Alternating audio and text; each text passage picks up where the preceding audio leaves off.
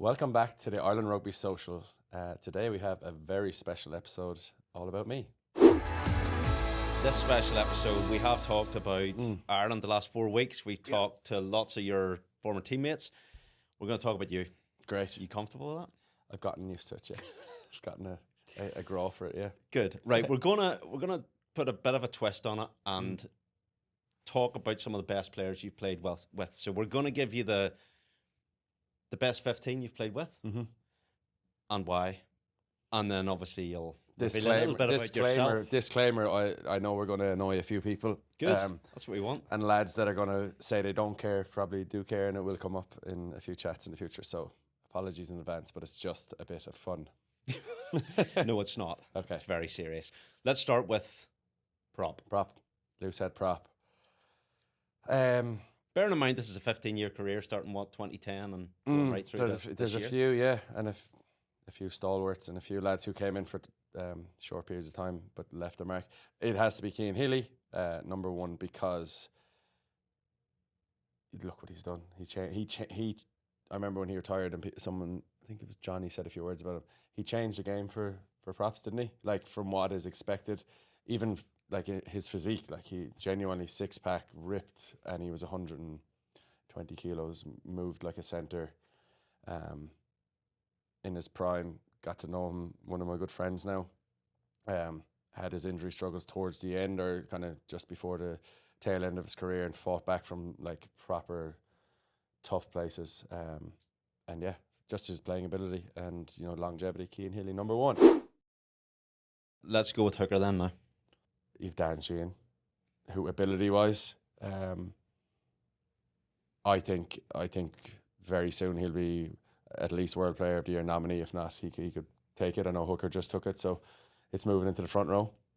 But I think at best he's going to go in there because of how long I played with him, what he did in his time. And you can't piss him off. You just don't annoy Bestie. Yeah, can't annoy Rory Best. He's a very important person up north. So we've talked about me moving up there, so I need to keep him on side. And he's a dear friend, so What did he do that made him special? Because in a lot of ways, in our time of chatting to him as well on this podcast, he talked about changing the game a wee bit. The way he played, what he did, it was a bit different. Yeah, he did. He like everyone knows his leadership qualities, but I'm actually like fantastic and what a teammate he was to everyone and how comfortable he made people feel, which is really important. But just his ability as a rugby player, probably the unglamorous stuff, like the breakdown work or scrummaging, which I still don't have a clue about, but like apparently he was really good at that. Stuff that would probably go unnoticed to many people, but was really integral to a strong team. A set piece that worked really efficiently, and a really intelligent rugby player. And 120 odd caps, unbelievable career, and multiple Lions tours in there too. Let's go tight head prop.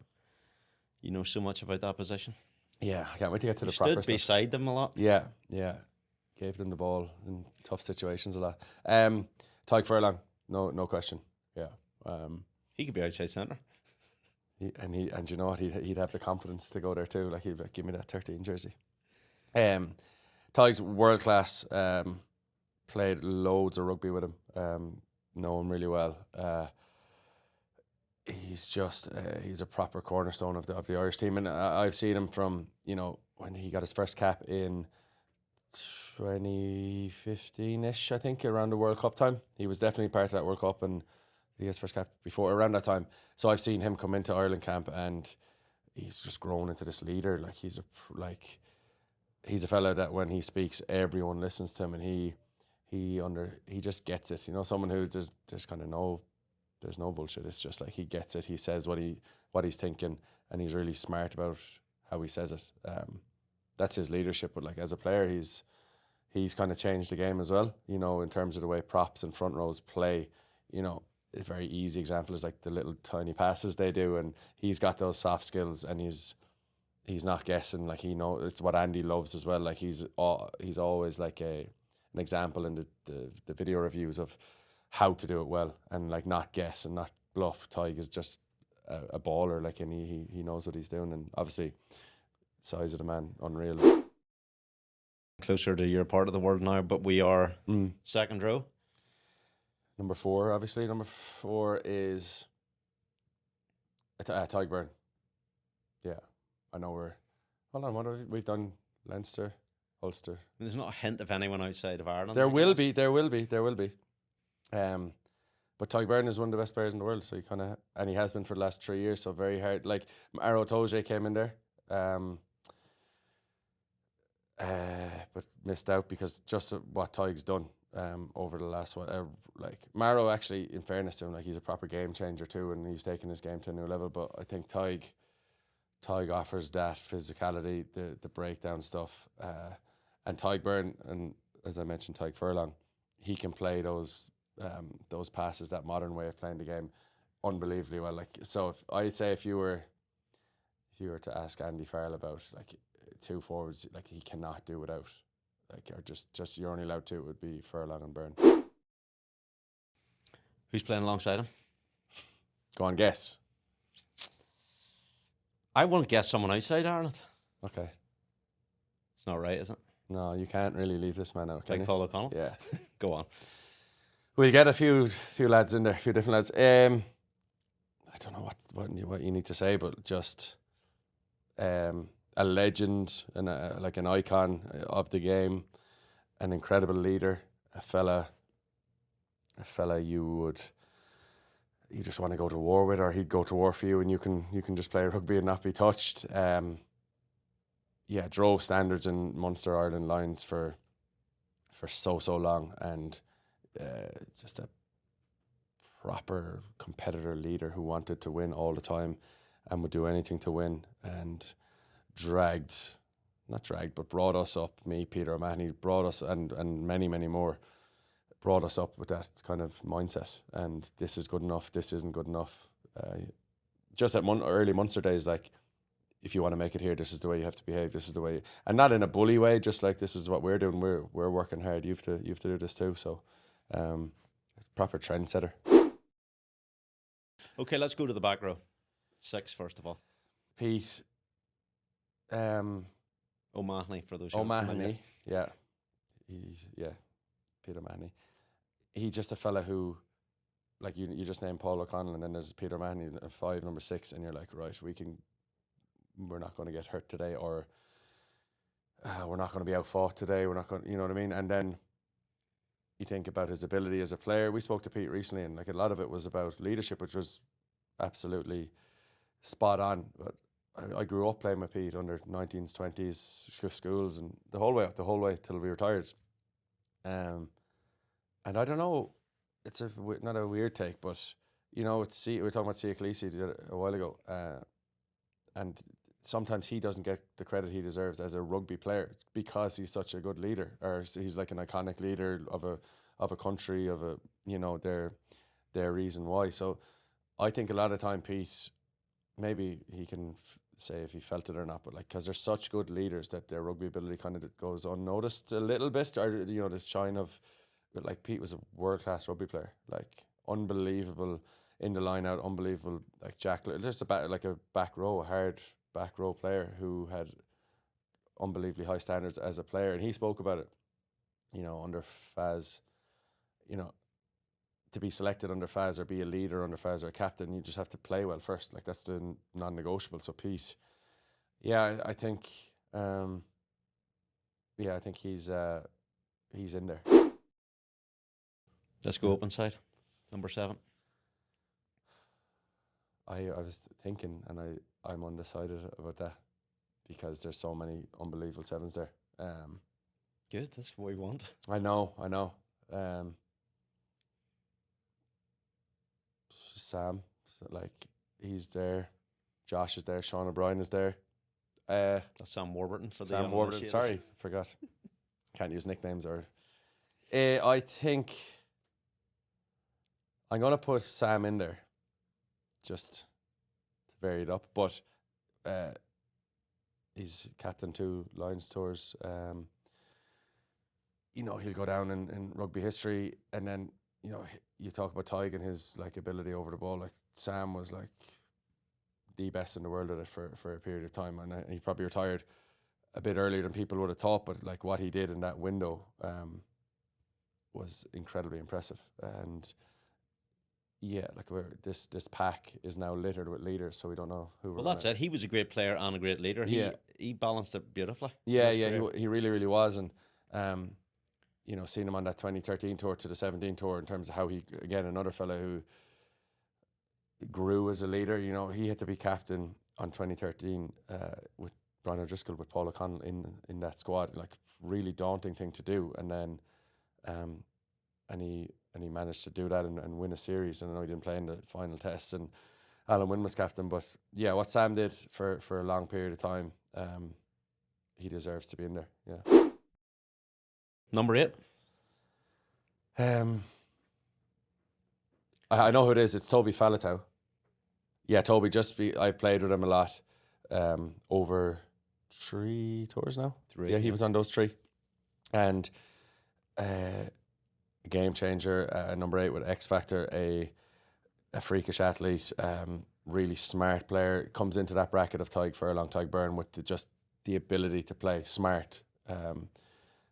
With a bit of flair and like pick the right option, and yeah, comes up with big moments, you know, for Wales for years, for the Lions in Wellington that time. That finish, you know, that finish in the corner where he like goose stepped one of the All Blacks and finished it, and you're like, amazing athlete, and you wouldn't even blink at it. We're like, that's just stuff Toby does. So and an absolute gent to play against, like killer of a player, but like always really humble, always when you meet him afterwards, just a real sincere guy. So yeah, he's in there, number 8. So that's 6 Irish, 2 Welsh so far. Let's go to scrum half. You probably can't pick yourself. No, absolute Jesus. Stay humble. Okay, yeah. I will off air, but yeah. This is an interesting one because I know. Presumably you have very strong feelings of what a scrum half should do. So this is the ultimate. This is someone you respect. Yeah. There's about 10 honourable mentions here, but hit us with them. Jamieson is definitely there. Gibson Park. Yeah. I've you gotta remember these surnames of people. Jameson Gibson Park. It's subtitles, no?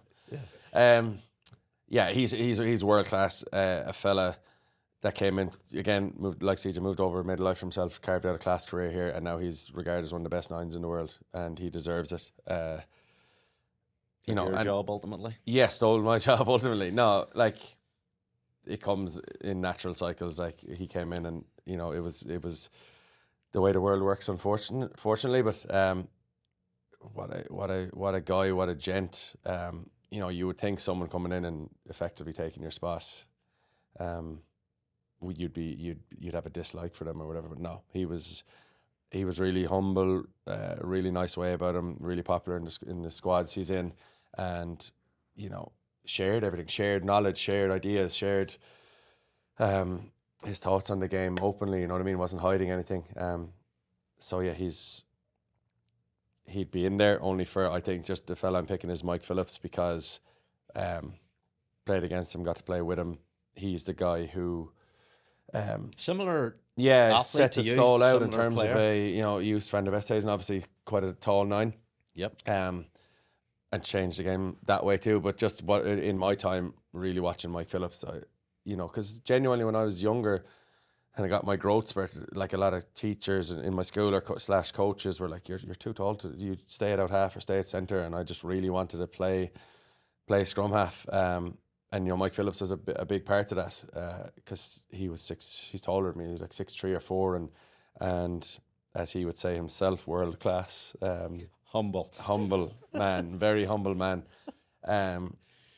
He goes in there, he was class to watch. You know, during his prime, he was world class, and he had such big moments in games. You know, like against Ireland in the 2011 World Cup, where he went down the line side and scored a crucial try. Many big moments for Wales, for the Lions, and then to play with him. I remember my first time going into Lions camp. I was rooming with Mike Phillips, saw the bags on the ground with Phillips on the thing on his bags, and I was so nervous. I was like, I'm going to room with one of my heroes here, and he turned out to be a legend of a fella, and yeah, stay in touch with him to this day, and he'll be very happy that he's in. Let's go to out half then. There's a big call. Yeah. A lot of. I know, because Huffing and I knew puffing. it was going to be like this. Like, I knew it was going to be cost me a few Does friendships. he want to annoy Johnny Sexton by not picking him? Yeah. See, I'm going to be around Johnny a lot in the next year in Dublin, so like Raj is there. Like, can I put two of them in? Can I put No. Raj and Johnny in? No. Because they're two lads you don't want to annoy. So will I just say to not put either of them in, and maybe put an Put one of them in your put an Owen bench. Farrell in there? Yeah, well, that's the other option. Yeah. So they're the top three, but who so it's They're the top three. Sexton or O'Gara. And why? Two different players. I'm going to, like, it's like a furlong would be in anyway, but just I've played such a chunk of my career with Johnny, obviously. So, but we have to debrief on Raj, because there's nothing in it. It's just I spent longer playing with Johnny, and Raj mentored me in those early days. Like I've spoken about it before. I was a 9, and you know what? Like I didn't play 9 until I was like near the end of school. So I didn't play it all my life. So probably even when I was professional, I was still learning a lot of new things, and he just educated me for those first few years, and you know, and how to see the game. Any real details you can give us there? Just like you know what, like imposter syndrome, like playing with Ronan O'Gara, you're like, I'm just going to give the ball to him, and like that's me done. If it's a good pass, I just want to make sure it's a good pass to him, and he can't really, because I'm so in awe of him. You know, like this is the fella I followed around Europe with my dad, like and family watching him, and then you're throwing passes to him. So there was a bit of that at the start, and then eventually he was like, you're gonna have to, you know, back yourself. Like, you go down the blind side. If you see something there, go down the blind side, or if you see kick space, you kick it. Don't give it to me all. Like, he was basically like, stop giving me the ball. Yeah, give me a break. But I did. Becoming predictable. I did. Yeah, you're People running down his yeah, throat. there's no one looking at you, a pillar. Like, I did. We got advantage in a game against Harlequins in the European Cup, and we were playing against Danny Kerr, and I saw him do a drop goal from the base for a ruck. So I was like in my head all week. Got advantage, attempted a drop goal, and went like not above head height. And Raj just, he didn't even say anything, but he was like a look to say, if you ever do that again, like, this is the man who's kicked drop goals. Be yourself, but yeah, be yourself, but not in this situation, young boy. And then, so yeah, he basically he mentored me, learned an awful lot from him, and like a Munster Irish Lions legend as well. It's just, and then Owen Farrell, like an incredible 10 as well. A fella I've stayed in touch with. I really like, obviously coached by his dad for a long time, but what he's done in his career too. So I've been very, very lucky to play with 10s that, you know, humbly speaking, made you look better. Like, genuinely did at times. You know, talking to you from behind the ruck, telling you where space is, and then you sometimes don't have to think. Which suited me at times when you're not seeing things. And then Johnny goes in at 10 because he's Johnny. Yeah, and I don't want to annoy him the most. No. Like, world class. Everyone knows that. Did we say Johnny Sexton to make sure everyone knows who it is? Yeah. I think Johnny's actually the only one we can maybe get away Yeah, with. okay, I'm sorry. Yeah, of course, I've used that one. How do I describe it? Like, his rugby brain is just off the charts. Like, and getting to have a front row seat to it for so long. There's many ways you can talk about it, but just how he sees the game is another level to how any of us were thinking on the pitch, and we relied so heavily on him. Demanding to play with?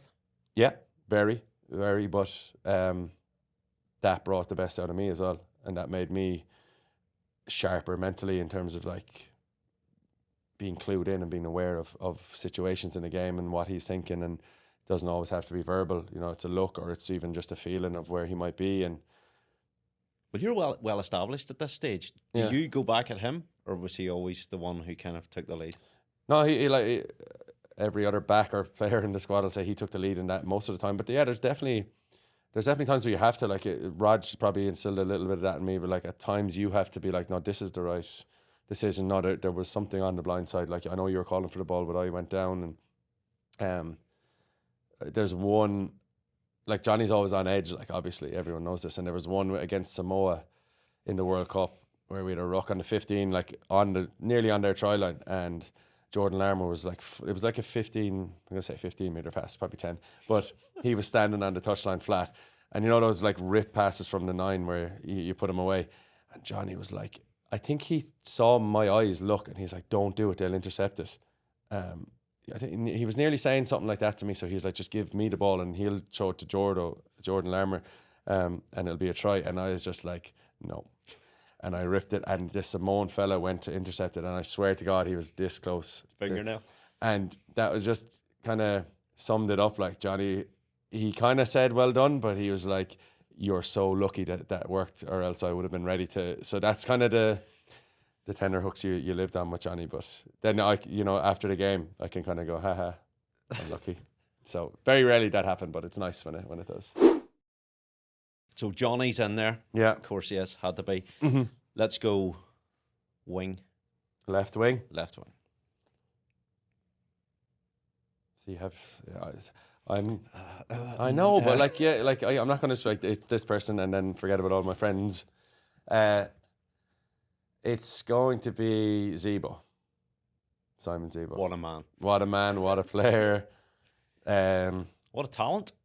People forget. Crazy talented, and world class when he was in his peak as well.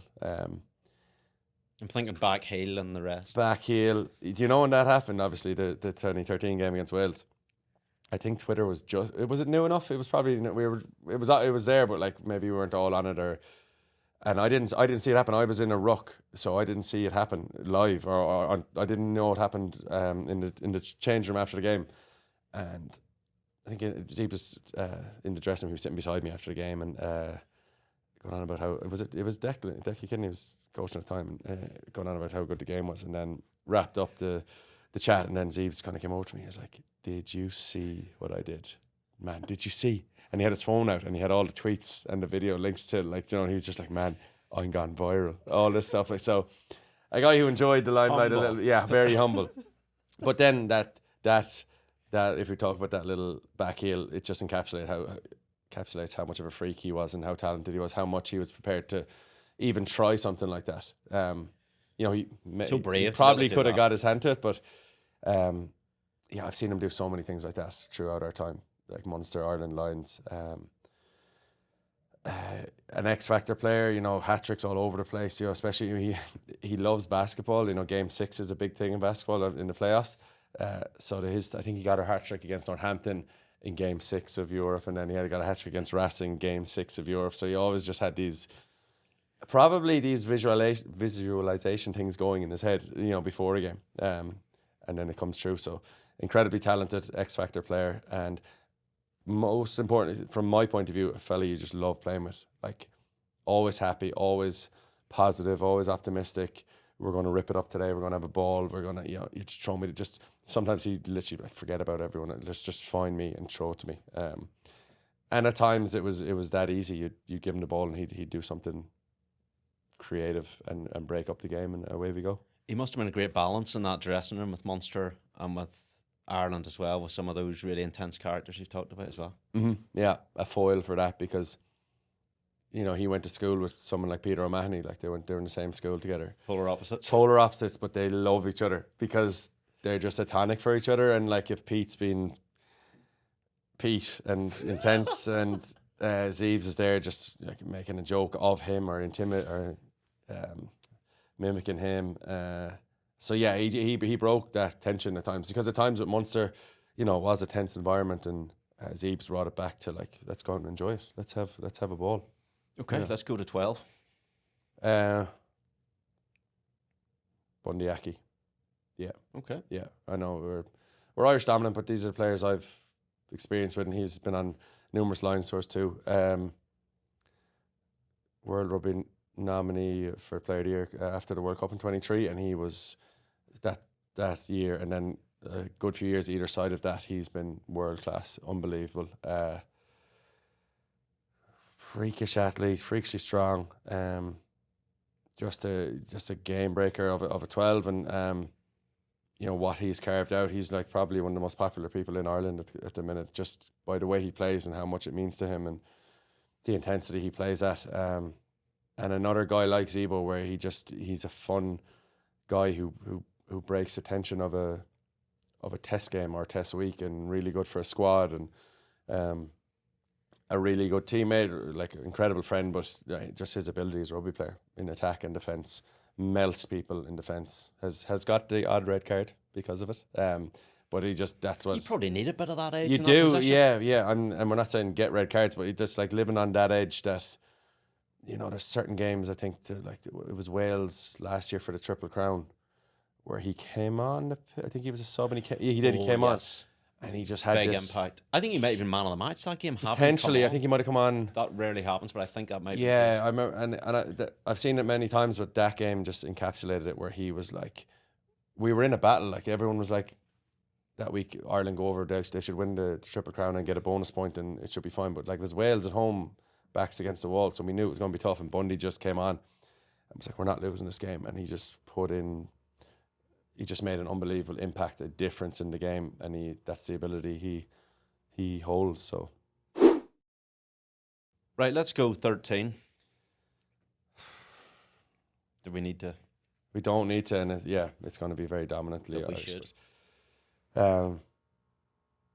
Drico. Do we spend that long on it?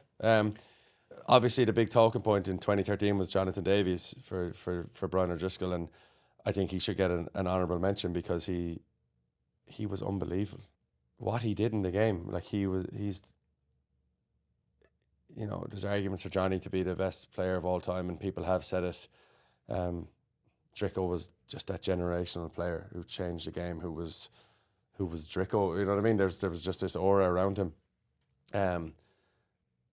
And watching, like you talk about Zeeb's X Factor things he can do, and training with Brian was unbelievable. Like stuff you saw in training, what he did, and it was all so easy to him. Everything he did was at ease, and like he was incredibly physical, and like in the breakdown, and like he scored. Remember there was a period there where he just scored loads of pick and go tries. Like he was just like that was the leader in him. He was like, I'm getting us over the line here, even though he can do fancy stuff a bit further out, but everything skill-wise and ability-wise seemed really easy for him. I'm talking in attack. Like he was incredible at defending and all that kind of... Just decision-making in every aspect. Yeah. Peter O'Mahony has a good story about Drico.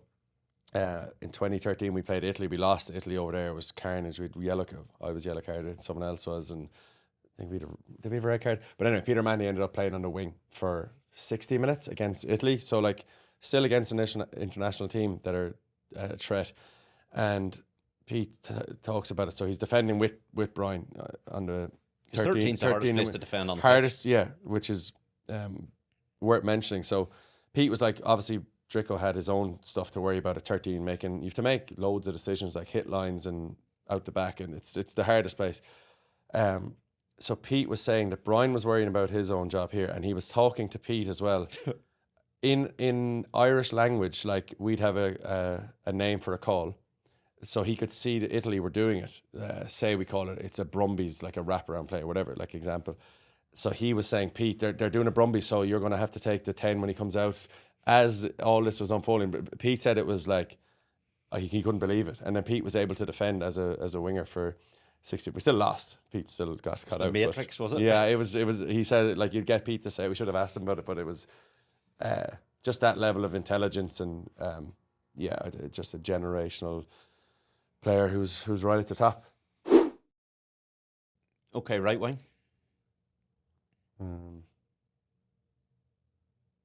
Bearing in mind, no Scots, no English, 2 Welsh. Yeah, I have obviously 2 really good friends. Andrew Conway and Keith Earl said I'd love to put in there, but I have to start changing up a little bit towards the end of this. And I think, did I force you into that, or were you going to anyway? I was going to anyway. Good. Yeah, those lads know. I think they're amazing, and I think it's going to be Anthony Watson. Yeah. Cool. Yeah, Anthony Watson. Because before I knew him or played with him, played against him, and he was devastating. Like there's players like that you come across quite often in international rugby, but I remember we played them in 2015 in the Aviva, and he was just I actually came up against him 1-on-1, and I was like, oh, I thought I knew his movements and what way he stepped, and he just like he made me buckled, and I fell over, and he just stepped me and just like gone. And like even at international rugby, like ultra quick, like differently quick than everyone else on the field, and devastating. Had his injury troubles, so like probably would have had way more caps, but like that Lions tour in 2017 and in 21 toured with him as well. 17 especially, he was unbelievable and had an unreal career. And is it nice coming up against someone who's you have an impression of a certain way? Yeah. Or who's done something to you in a rugby pitch, and then you get to be on their team. Yeah. That must be the cool thing about the Lions. It's unreal about the Lions, yeah, because just like knowing how hard it is to play against people like that, and then all of a sudden you're playing with them and you're giving them the ball, and they're making you look better, and everyone's looking better, and that's the beauty of a Lions tour. Everyone is of a very high standard, and that means you have a better chance of playing well and enjoying rugby even more so. But Anthony, an unbelievable fella, such a nice guy. Like didn't know what obviously before you know someone. I didn't think anything either way, but I was just like blown away by how sound he was. So, there we are, English winger. There you go. Full back then to wrap it up. Rob Kearney is there. He's absolutely there for his looks and ability. Yeah, looks, ability, voice. Great man. Yeah, lovely voice. Actually, we're gonna hear that very soon too, on the pod. It is Elliot Daly, England. Yeah. Sorry, Scotland. Sorry, Scotland. Sorry, not sorry. Yeah, look, we won't go there. We won't go there. No, I don't think we need to. I think Elliot Daly, just unbelievable player. Unbelievable, world-class fullback. And Rob this summer in the Lions tour again. I know, yeah. And broken arm, I think he's just back. He is just back. He played last week, didn't he, for England? Yeah, he did. Just a really class player, like unbelievably quick as well. Massive boot, really intelligent rugby player, first receiver. Class operator, has had many big moments as well. Lions tour in 2017, that big kick to draw. 3-time Lions tourist, and I remember like quite friendly with him and Jamie George, and we played Saracens last year, and Jamie and Elliot stayed over, and I remember talking to Elliot with Pete O'Mahony, stayed up in Limerick that night as well, and Elliot was like, he didn't know whether he'd even get back into England at that time, and he was like, I don't know, look, I'm just enjoying rugby, and like I think maybe that's gone. And I remember when he got selected for the Lions tour this year, I was unbelievably happy for him, and because Andy saw the value in him, obviously, and what he can bring to a squad. Unbelievable tourist, like hilarious fella. Him and Jamie George together, just a duo. Great guys, and just Andy, when he got injured in Australia this summer, Andy said a few words about him, was online, and he was like, Lions legend Elliot Daly is going home. And he came up and said a few words, but he really is. So yeah, he's in at 15. So we've got a bit of balance there towards the end. And the mission now is for you to get that entire 15 at some stage on this podcast. Yes, I think we will. I think we have a shot. Kieran Reid, if he's in, maybe not. Beal Beret, don't know how good. Forget about those boys. We just want the first 15. Yeah, the first 15, not the bomb squad. No. Even my head now, Orgy Snyman is there. Like, there's loads of lads we've left out. But right, we'll get thinking. We'll get thinking. We'll get thinking. We'll get a second 15 against each other, and maybe battle it out. How many series of this podcast can we do? Endless, my man. Endless. Right, top man, superstar. Thank you, sir. I'll do left hand. Oh yeah, microphone. That was a lovely That'll do. handshake. Nice. What a weird end. Get that handshake in.